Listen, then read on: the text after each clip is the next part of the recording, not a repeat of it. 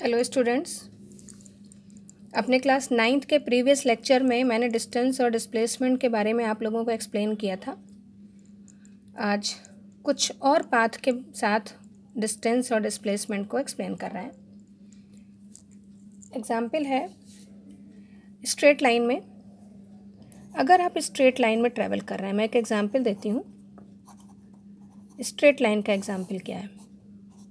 Suppose आप point A से B तक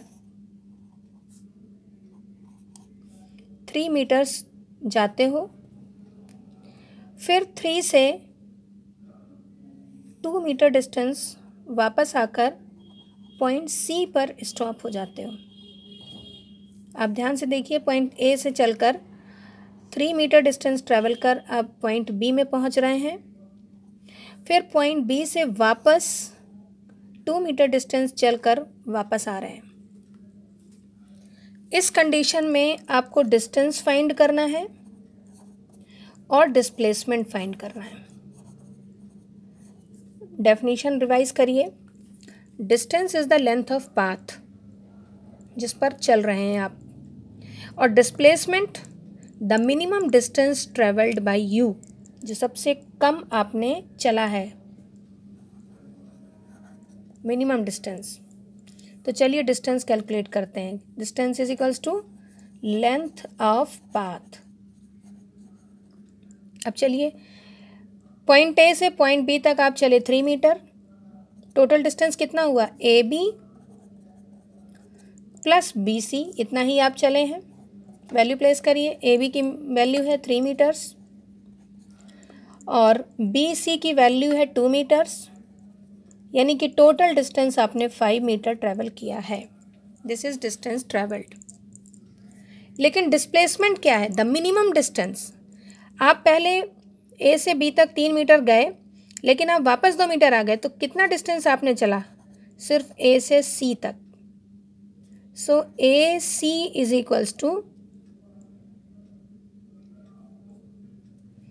ए बी माइनस बी सी।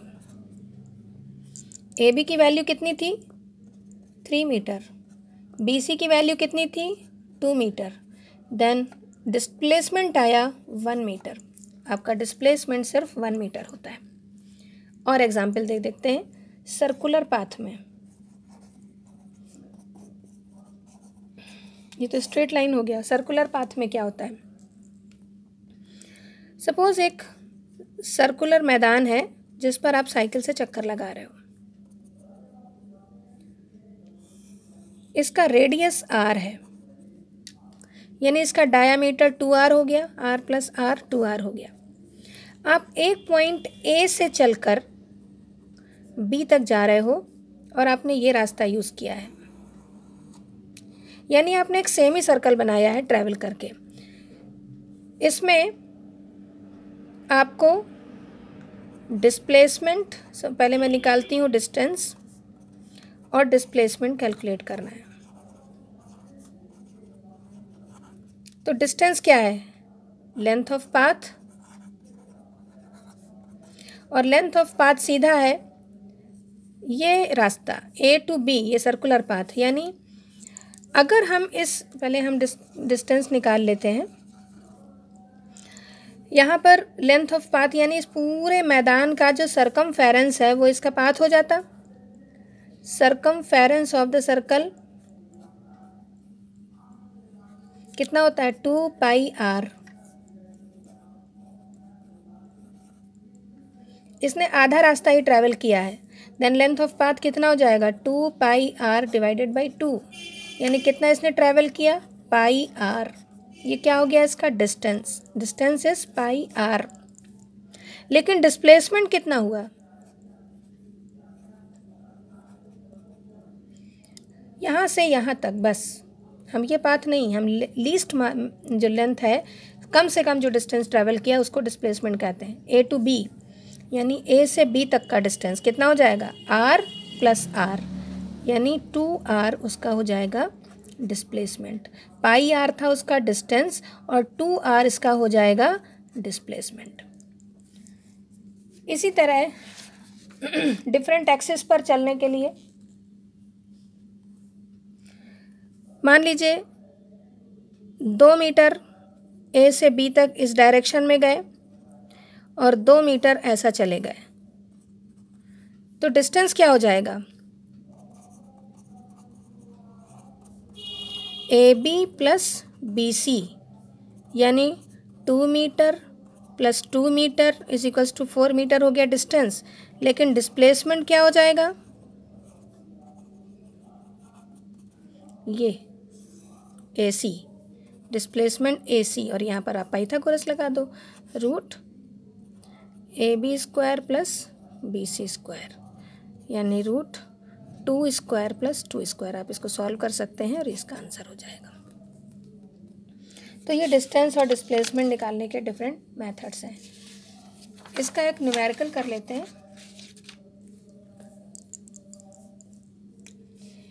एक सर्कुलर साइकिल ट्रैक, मतलब ट्रैक है, ऐसा सर्कुलर ट्रैक है, ठीक है। इसका जो सरकमफेरेंस है, circumference of the circular path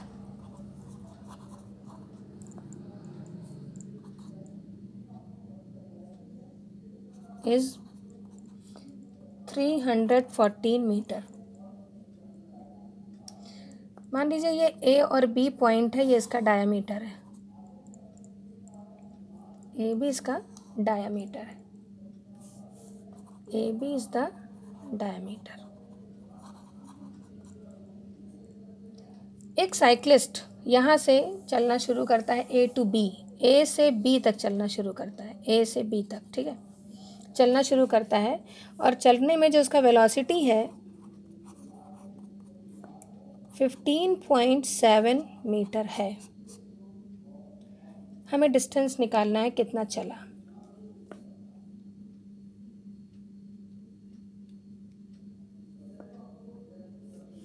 distance और डिस्प्लेसमेंट दोनों निकाल लेते हैं, चलिए, ठीक है। हमें इसका सरकमफेरेंस मालूम था 314। सरकमफेरेंस का मतलब होता है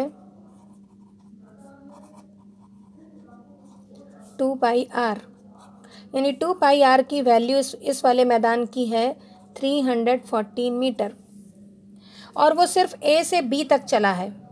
ए से बी तक चला यानी उसने सिर्फ हाफ सर्कल पार किया है, यानी हमें हाफ सरकमफेरेंस लेना है 2 पाई आर अपॉन 2, यानी 2 पाई आर की वैल्यू है 314 अपॉन 2, ये हो जाएगा 157 मीटर। उसने 157 मीटर ही डिस्टेंस चला है। सो डिस्टेंस ट्रेवल कितना हो जाएगा? 157 मीटर। अब हमें निकालना है डिस्प्लेसमेंट। डिस्प्लेसमेंट निकालने के लिए हम इसका पहले रेडियस निकाल लें। Displacement is equals to 2r, ये मतलब r प्लस r, ये हो गया 2r हमें निकालना है। इसके लिए हमें रेडियस चाहिए, तो चलिए हम इस सरकमफेरेंस की हेल्प से रेडियस निकाल लेते हैं। 2 pi r is equals to 314 meter, then r is equals to 314 upon 2 pi. अब पाई की वैल्यू रख दो, 314 अपॉन 2 इंटू 3.14। आप इसका डेसिमल हटाओगे तो ऊपर 0 जाएगा, इसको आप कट करोगे तो आ जाएगा 100, इसको कट करोगे तो ये आ जाएगा 50 मीटर। क्या हो गया इसका? रेडियस। तो हमें क्या निकालना है? डिस्प्लेसमेंट इज 2r, समझ रहे हैं आप? डिस्प्लेसमेंट इज 2r, r की वैल्यू रख दो, 2 into 50 is equals to 100 meter इसका डिस्प्लेसमेंट हो गया। मुझे लग रहा है कि आपके कॉन्सेप्ट इससे क्लियर हो गए होंगे। अब एक नई फिजिकल क्वांटिटी पढ़ते हैं और उसका नाम है स्पीड। पहले आप जान लें, स्पीड एक स्केलर क्वांटिटी है। स्केलर मतलब the property which has only magnitude not the direction. केवल मैग्नीट्यूड है, इसमें डायरेक्शन नहीं है। सो स्पीड का जो डेफिनेशन है मैं यहाँ लिखकर बता देती हूँ। Speed of a body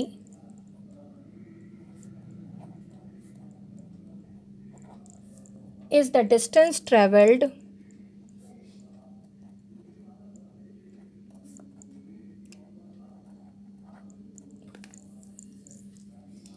by the body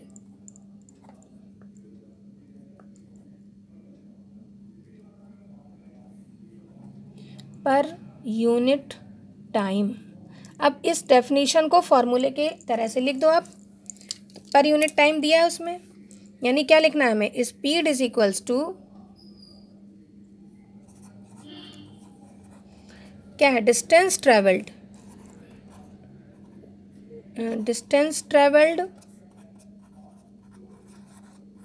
और पर यूनिट टाइम का मतलब क्या हुआ, टाइम से डिवाइड करना है। So speed is equals to distance travelled upon time, ये फॉर्मूला होता है। स्पीड को हम स्मॉल v से डिनोट करते हैं, डिस्टेंस ट्रेवल्ड को हम s से लिख सकते हैं या फिर हम d से भी लिख सकते हैं, और टाइम को हम t से लिख सकते हैं। यानी speed is equals to s upon t, या फिर हम लिख सकते हैं speed is equals to d upon t, दोनों चीज़ें सेम हैं। अब इसका SI यूनिट निकाल लेते हैं, हमने पीछे पढ़ा था SI यूनिट निकालने का, फार्मूले में वैल्यू रखो। V means speed, S for distance, distance को हम मीटर में मेज़र करते हैं, टाइम को सेकंड में मेज़र करते हैं। मीटर अपॉन सेकंड, मीटर पर सेकंड, या फिर मीटर इनटू सेकंड इनवर्स, ये हो गया इसका SI यूनिट। अब आता है एवरेज स्पीड।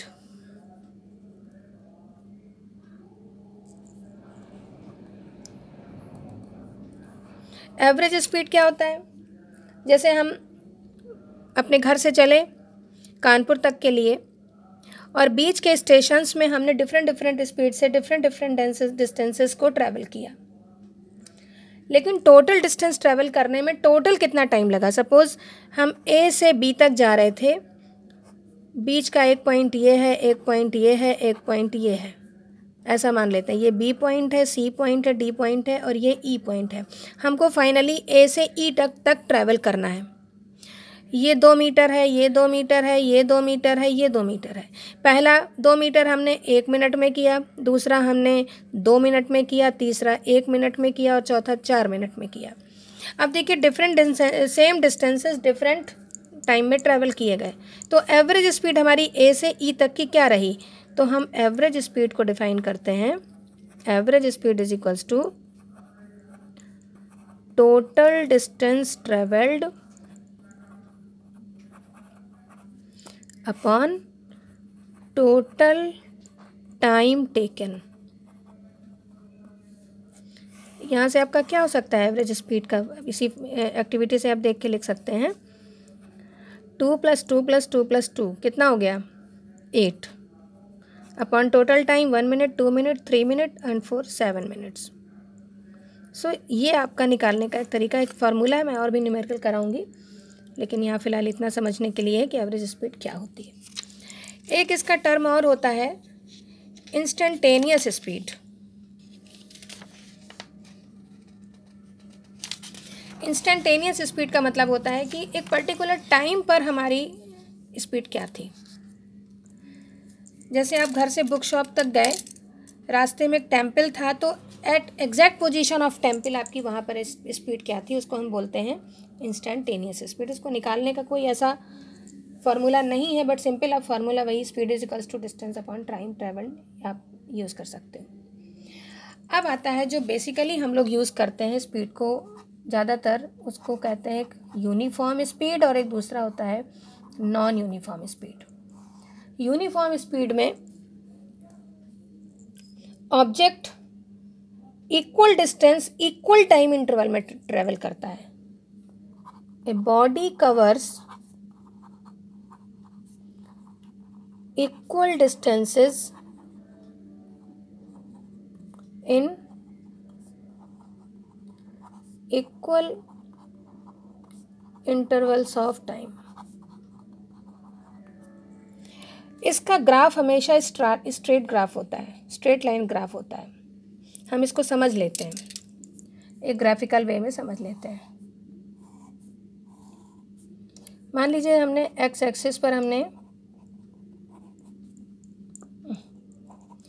ये वाई एक्सिस है।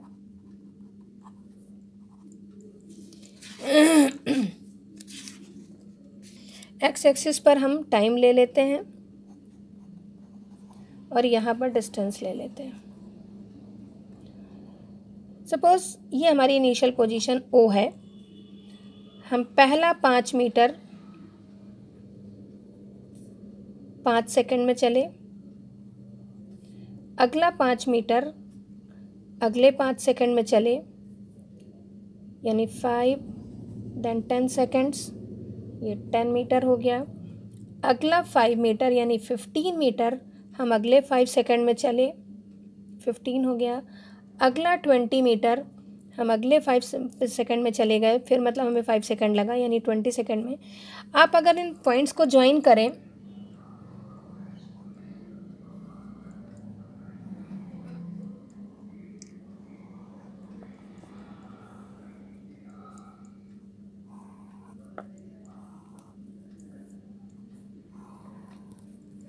आप देखें, हमें स्ट्रेट लाइन ग्राफ मिलता है। ये स्ट्रेट लाइन ग्राफ शो करता है कि ये यूनिफॉर्म स्पीड से बॉडी चल रही थी। आपको समझ आ गया होगा कि यूनिफॉर्म स्पीड में ए body covers equal distance in equal intervals of time. Impossible है आजकल की लाइफ में, क्योंकि हम लोग घर से निकलते हैं, कहीं जाम मिलता है और कहीं कोई ना कोई हर्डल्स मिलता है, हम लोग यूनिफॉर्म स्पीड से ट्रैवल नहीं कर पाते। अब दूसरा है non uniform speed.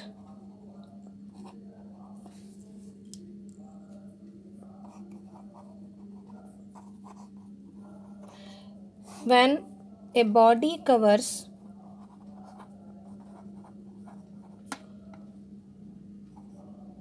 unequal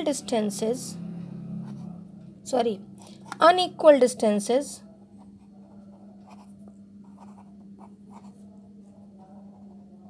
in equal intervals of time।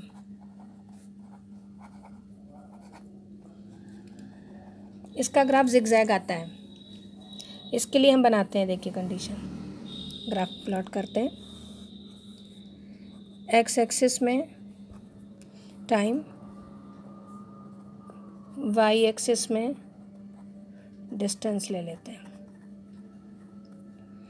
आप इनिशियल पॉइंट ओ से चले, सपोज फर्स्ट 5 मीटर आपने 5 सेकंड में ट्रैवल कर लिया, लेकिन अगला 5 सेकंड जब आप गुजर गया टाइम, लेकिन आप नहीं चल पाए क्योंकि वहाँ जाम था। आप अगले तक आप 3 मीटर ही ट्रैवल कर पाए। देन अगले 5 सेकंड में आपने कवर किया टाइम और आप करीब 7 मीटर ट्रैवल कर गए। अगले 5 सेकंड में आप 1 मीटर ही ट्रैवल कर पाए। आप देखें कि आपको डिफरेंट डिस्टेंसेस आपने इक्वल इंटरवल ऑफ टाइम में, टाइम तो गुजरता जाता है, टाइम तो रुकता ही नहीं है। आप ग्राफ प्लॉट करें इसका।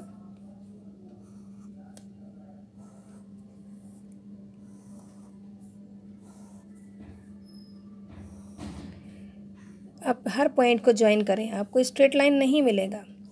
आप एक जिगजैग ग्राफ मिल रहा है, स्ट्रेट लाइन नहीं मिल रहा है। So this is the graph for non uniform speed. So all types of speed I have told. अब अगला टॉपिक हम लोग वेलोसिटी डिस्कस करेंगे और मैं कुछ इसके न्यूमेरिकल्स बताऊंगी। आज का आपको वीडियो कैसा लगा, आप इसको पूरा पढ़ें, लाइक करें, शेयर करें और सब्सक्राइब करें। इसका रिटर्न मटेरियल जो मैंने आज समझाया है, इसका PDF बना के मैं डिस्क्रिप्शन बॉक्स में इसका लिंक शेयर कर दूंगी। आप वहाँ से नोट्स निकाल के लिख भी सकते हैं और अपने पढ़ने में भी यूज़ कर सकते हैं। Thank you.